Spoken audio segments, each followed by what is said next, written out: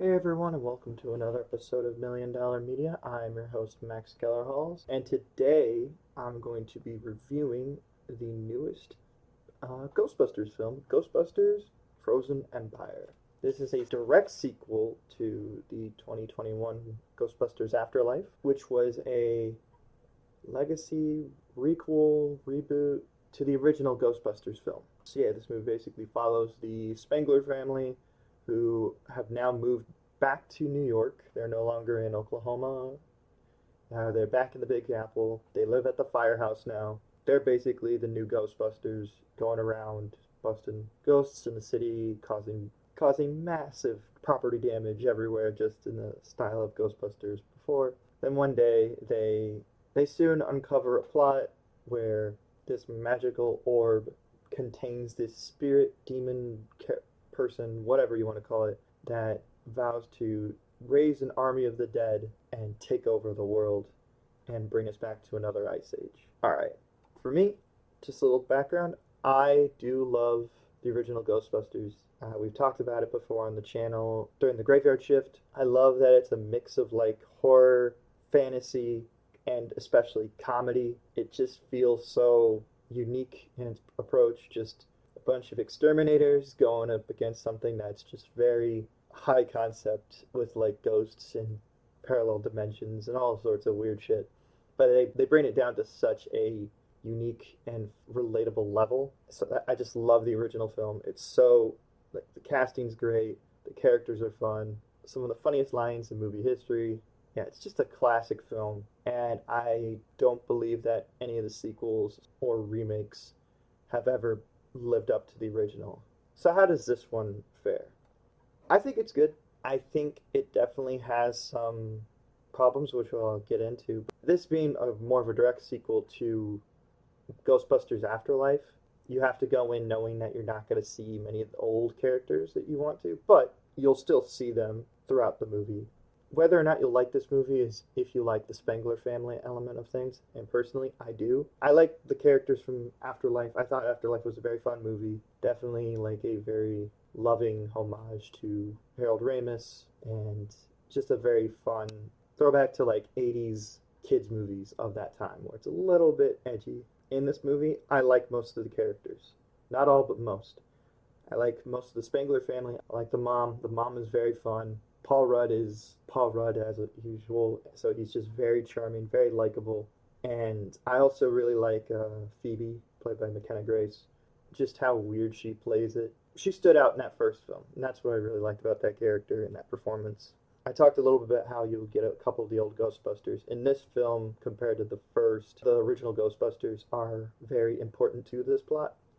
And the biggest one is probably Ray Stantz. He was probably my second favorite thing in the film. Like this old Ghostbuster guy, it really feels like an old exterminator telling you stories most of the time and seeing where they are now. Very fun. Dan Aykroyd is always a delight to see. He's naturally funny, naturally charismatic. Just a very fun like performance all around.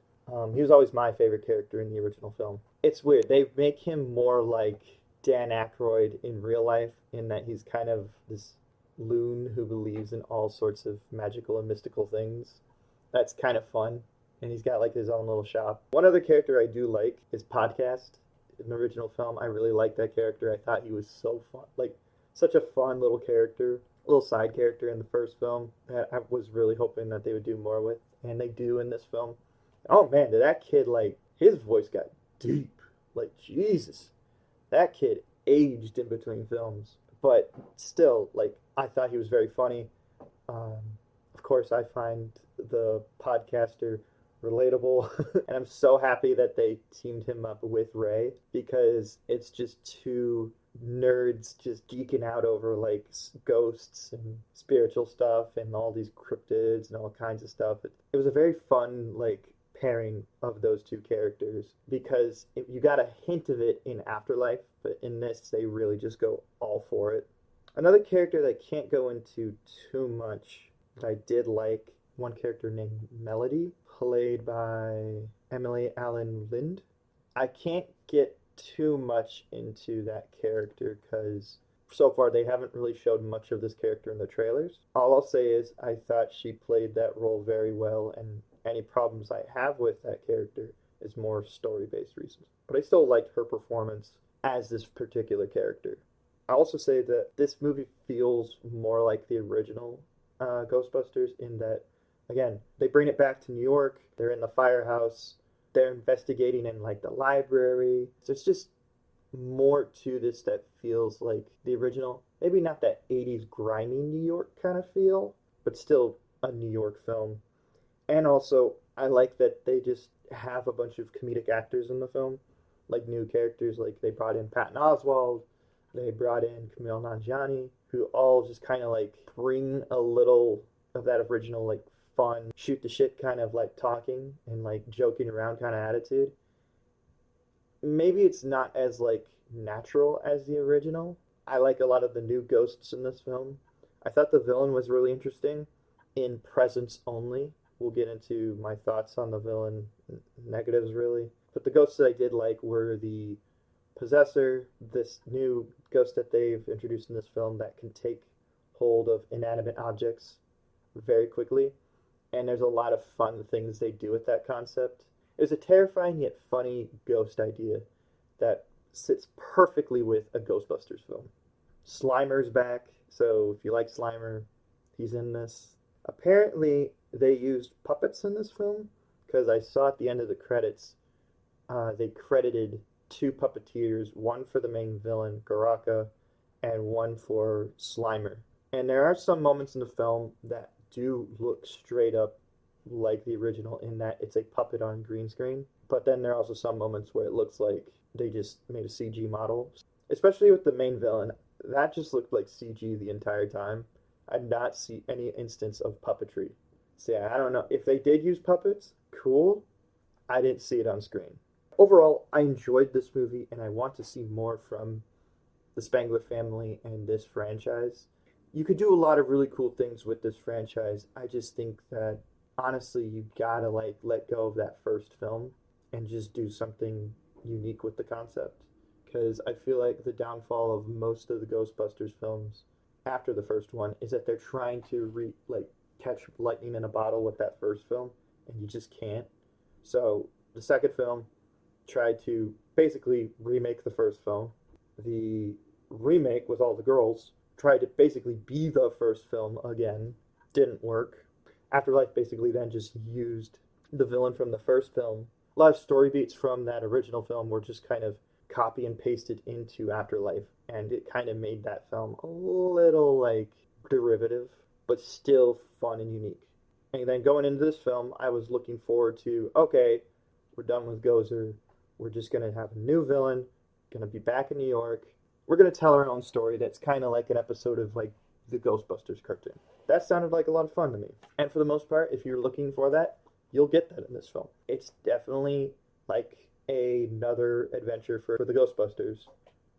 And I had fun with it. Like, admittedly, like, yeah, I walked out with a smile on my face out of the theater. I mean, like, the end of the film definitely, like, gave me that nostalgia feeling of, like, you hear the Ghostbusters theme playing, and like, you're like, oh, okay, I'm having fun with this. And I had a good time.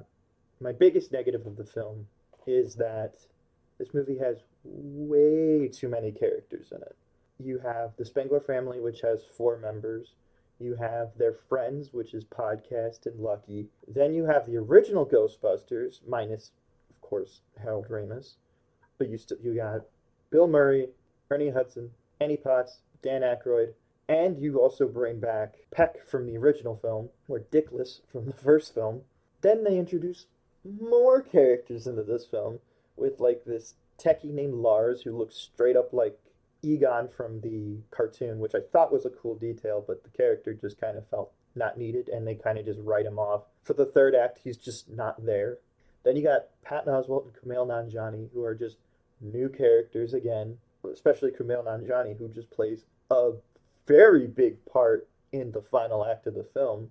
Kumail Nanjiani's character basically plays the Rick Moranis kind of role in this, in that he's a guy who doesn't know what's really going on, but it's more of like a modern day grifter kind of character, which I did find very fun, but for where this movie starts off with that character to where it ends, it felt weird. I was like, oh, okay, I guess he's the big, like, the MacGuffin of the film now. Like, okay, weird, but interesting.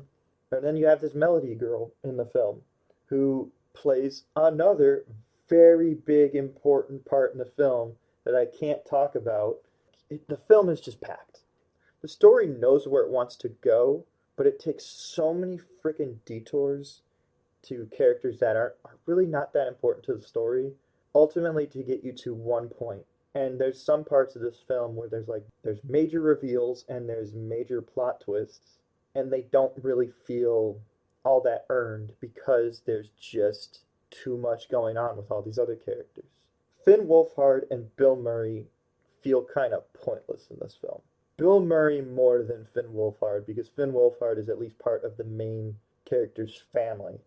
But all they really give him to do is chase Slimer around the firehouse.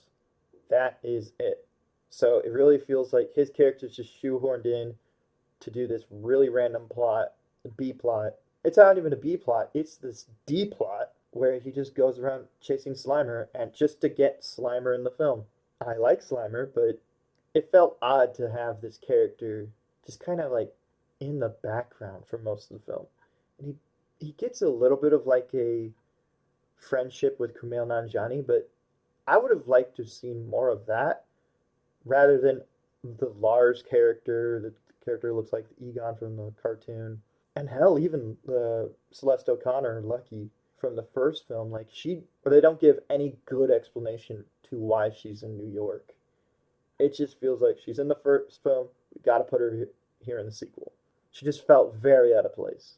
And then ultimately at the end, like it really shows in that you have like damn near like 13 people all in Ghostbusters uniform facing off against this thing.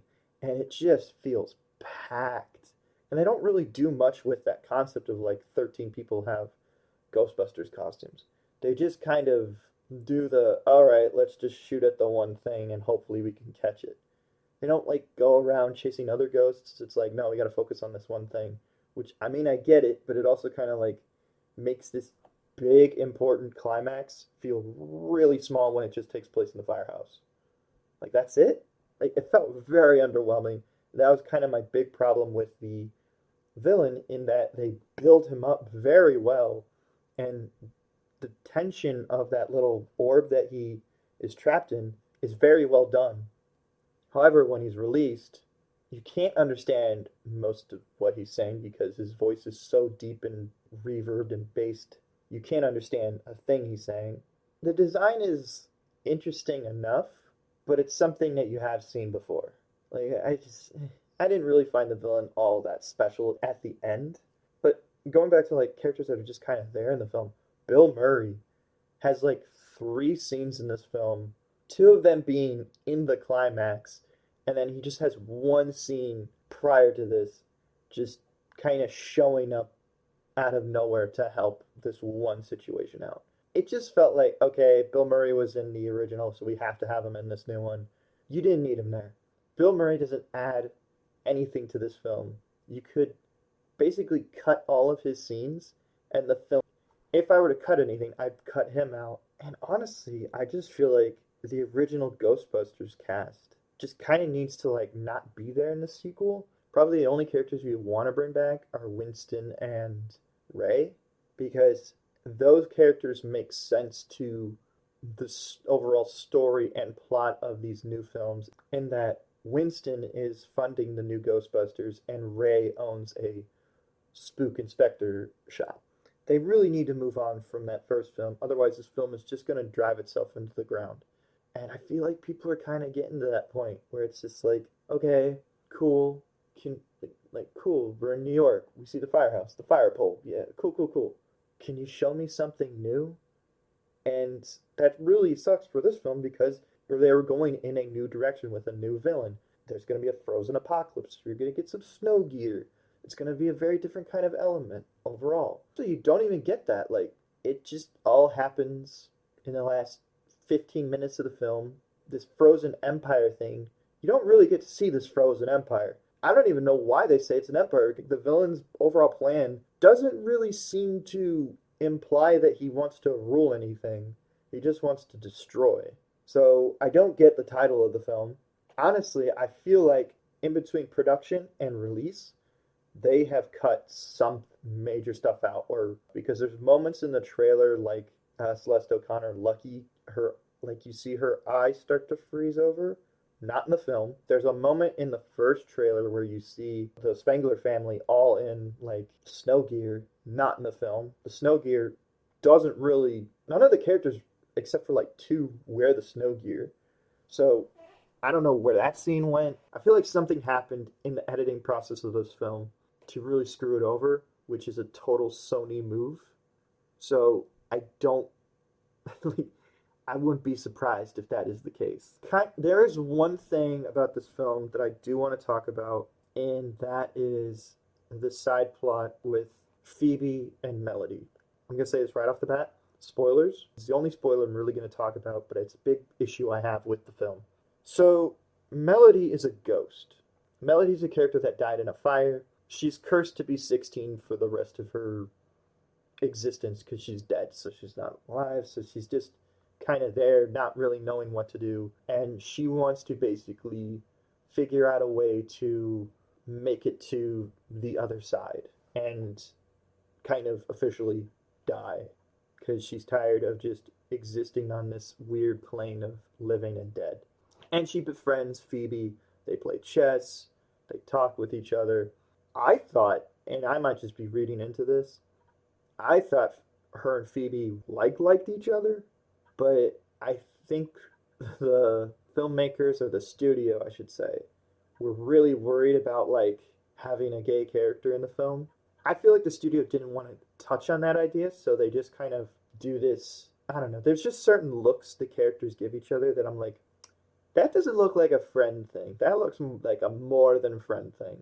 And to be fair, I might be just totally off, but I just thought that their relationship was seeming more than just friends. And I say that because they explain earlier in the film that they have this device that can extract the spirit out of inanimate objects, which I thought was a really cool idea because that is an aspect of like spirits and stuff that I find interesting, the idea that they can latch on to certain objects. And so if you were to extract them from that, you can technically capture the ghost that way.